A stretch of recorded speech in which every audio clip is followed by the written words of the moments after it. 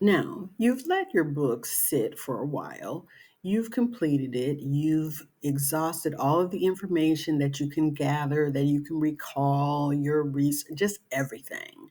And so now it's time to release the book. I always call the book a baby, and you have to let it go and go stay at somebody else's house for a little bit so that they can babysit your book. And basically, this is someone helping you, right? So you have these beta readers, these readers that are getting in on the front end of what's going on. It's somebody to test out the product before it goes to market.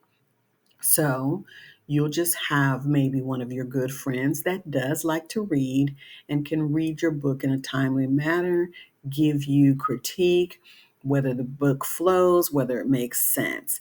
Because that's one thing that I know that's important to me is to make sure that the book flows. If there's dates, you want to make sure that you got 1980, 1990, 2000, 2010, and so on.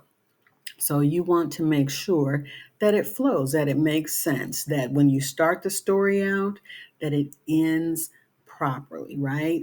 Especially for a time period piece, right?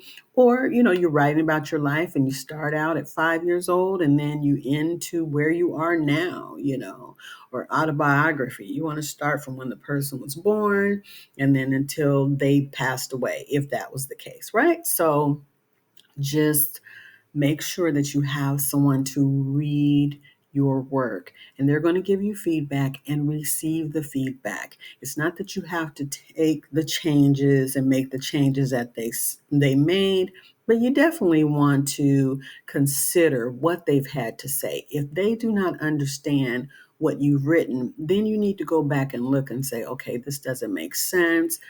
This part might not need to be there. You have this person that's going to be genuinely honest and just receive the feedback, right? If something belongs, it just belongs. But at least you'll have something to work with.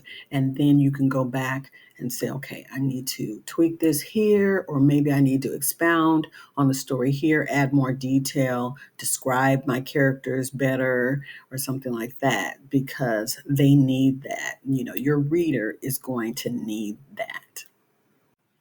Thank you for liking, subscribing, and sharing this video. Take care.